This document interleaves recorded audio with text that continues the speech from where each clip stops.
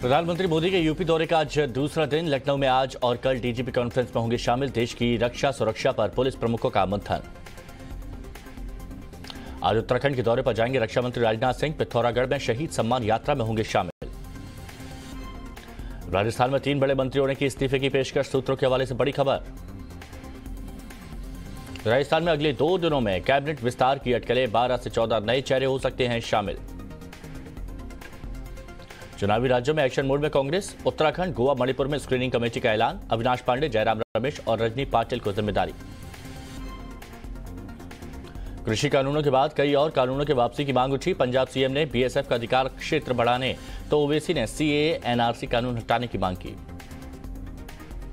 झांसी में पीएम मोदी ने कई योजनाओं का शुभारंभ किया। अपने संबोधन में पीएम मोदी ने कहा, हमारा मंत्र make in India, make for world. PM Modi ने झांसी के किले का किया दौरा। प्राचीर पर तिरंगे को दी सलामी। लक्ष्मीबाई की याद में पट्टिका का भी अनावरण। राष्ट्रीय रक्षा पर्व में कार्यक्रम में पीएम ने राष्ट्रीय कैडेट कोर के पूर्व छात्र संघ का शुभारंभ किया। साथ ही संघ के पहले सदस्य बने पीएम। राष्ट्रीय रक्षा पर्व में पीएम मोदी ने एयरफोर्स को लाइट कॉम्बैट हेलीकॉप्टर सौंपा। साथ ही नौसेना ने डीआरडीओ का बनाया वॉरफेयर सूट भी सौंपा। राष्ट्रीय रक्षा पर्व में कार्यक्रम में प्रधानमंत्री मोदी ने सेना को ड्रोन के नए मॉडल सौंपे। बुंदेलखंड में पीएम मोदी ने अर्जुन सहायक परियोजना के साथ ही अर्जुन बांध का लोकार्पण किया। महोबा में बोले पीएम मोदी, कहा माफियाओं पर अब बुलडोजर चलने पर कुछ लोग हाय तौबा कर रहे हैं। महोबा में पिछली सरकारों पर पीएम का तंज। कहा परिवारवाद वाली सरकार ने यूपी को प्यासा रखा, हमने 20 लाख परिवार को जल पहुंचाया। कृषि कानून पर केंद्र का बड़ा फैसला। प्रधानमंत्री मोदी ने तीनों कानूनों को वापस लेने का ऐलान किया। पीएम मोदी ने कहा, कानूनों की बात कुछ किसानों को समझा नहीं पाए, आंदोलन कर रहे किसानों से वापस लौटने की अपील। गृह मंत्री अमित शाह ने कहा, कृषि कानून पर अपनी घोषणा के लिए गुरु पर्व जैसा विशेष दिन चुना। पीएम का एक कदम दर्शाता है कि वो एक महान राजनेता है। कृषि कानूनों पर बोले सीएम योगी, कहा कानून को वापस लेकर जो ऐतिहासिक कार्य किया उसके लिए पीएम मोदी को धन्यवाद देता हूं। कृषि कानून वापस लिए जाने के बाद आज संयुक्त किसान मोर्चा की 2 दिवसीय बैठक। कोर कमेटी में आगे की रणनीति पर होगा मंथन। पंजाब में मिलेंगे 32 किसान संगठन। टाइम्स टाउन ऑफ भारत से बोले राकेश टिकैत, एमएसपी गारंटी कानून के बाद धरना खत्म होगा, सरकार एमएसपी पर कानून बनाए। कृषि कानूनों की वापसी पर आज पूरे देश में मनाई जाएगी किसान विजय दिवस। सभी राज्यों के मुख्यालयों पर पार्टी नेताओं को रैली और सभाएं करने के निर्देश। कृषि कानून के रद्द होने पर कांग्रेस महासचिव वेणुगोपाल ने सभी प्रदेश अध्यक्षों को पत्र लिखा। आंदोलन में मारे गए किसानों के परिवार से मिलने के निर्देश दिए। कृषि कानून वापस लेने पर सोनिया गांधी का बयान। कहा किसानों की इच्छा शक्ति की जीत हुई, आज सत्य, न्याय, अहिंसा और अन्नदाता की जीत हुई। कृषि कानूनों की वापसी को लेकर राहुल गांधी ने वीडियो जारी कर कहा, जीत उनकी भी है जो लौट के घर न आए, हार उनकी है जो अन्नदाताओं की जान बचा ना पाए। प्रियंका गांधी का केंद्र पर वार। कहा बीजेपी को चुनावी फायदा दिख रहा था इसलिए कानून वापस लिया। प्रधानमंत्री के ऐलान का कैप्टन अमरिंदर सिंह ने किया स्वागत। कहा चुनाव से जोड़कर ना देखे फैसला, बीजेपी के साथ काम करने के लिए तैयार। टाइम्स नाउ की लालू प्रसाद की टाइम्स नाउ पर पहली प्रतिक्रिया। कहा सरकार डर गई है, हार को जीत में बदलने के लिए कानून को रद्द कर दिया।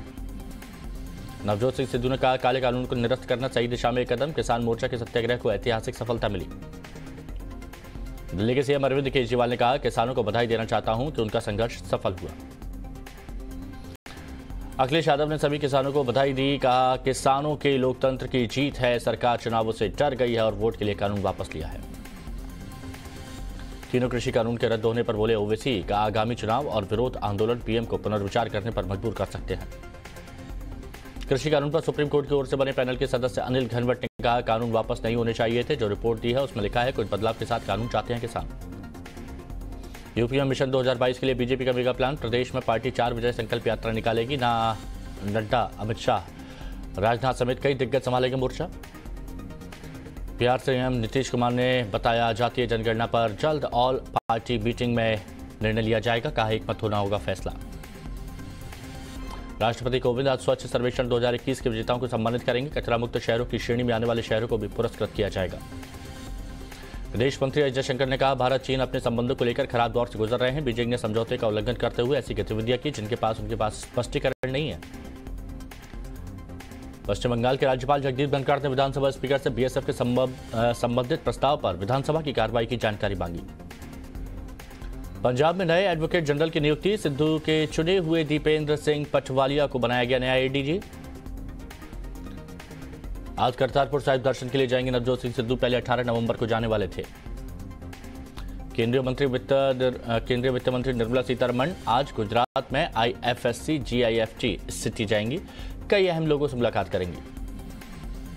APFO के सेंट्रल बोर्ड ऑफ ट्रस्टी की बैठक आज, न्यूनतम पेंशन बढ़ाने के साथ और कई अहम मुद्दों पर होगा फैसला। गुजरात में 20 साल के युवक की पेट से लटकाकर पिटाई होने से मौत हुई, युवक के दोस्त के परिवार पर हत्या का आरोप। जयपुर में युवक को कॉलेज में नमाज पढ़ने से रोके जाने के मामले में कार्रवाई के लिए किशनपोल के विधायक ने सीएम गहलोत को पत्र लिखा। भारत बंद से पहले झारखंड में नक्सलियों ने 2 रेलवे ट्रैक उड़ाए, लातेहार और टोरी स्टेशन के बीच डीजल लोगों की 2 पटरी उड़ाई। पूर्वी रीजनल ब्यूरो कमेटी के सचिव प्रशांत बोस और उनकी पत्नी की गिरफ्तारी के विरोध में बीकेपी आज बंद का आह्वान किया है। शिमला में 2 हफ्ते में भटक रहे आवारा तेंदुए को आखिरकार कैद करने में सफल हुआ फॉरेस्ट डिपार्टमेंट। राजस्थान के जालौर में आज देर रात 4.6 तीव्रता का भूकंप महसूस हुआ। ठंड शुरू होने से पहले श्रीनगर के मुगल गार्डन में उमड़ी भारी भीड़, इस मौसम में खास तौर पर बढ़ती है पर्यटकों की संख्या। शीतकाल के लिए आज बंद होंगे बद्रीनाथ धाम के कपाट, शुक्रवार को आखिरी दिन श्रद्धालुओं ने किए भव्य दर्शन। न्यूजीलैंड के खिलाफ भारत ने दूसरे T20 में 7 विकेट से जीत दर्ज की, 3 मैचों की सीरीज, इंडिया तो 1 से आगे।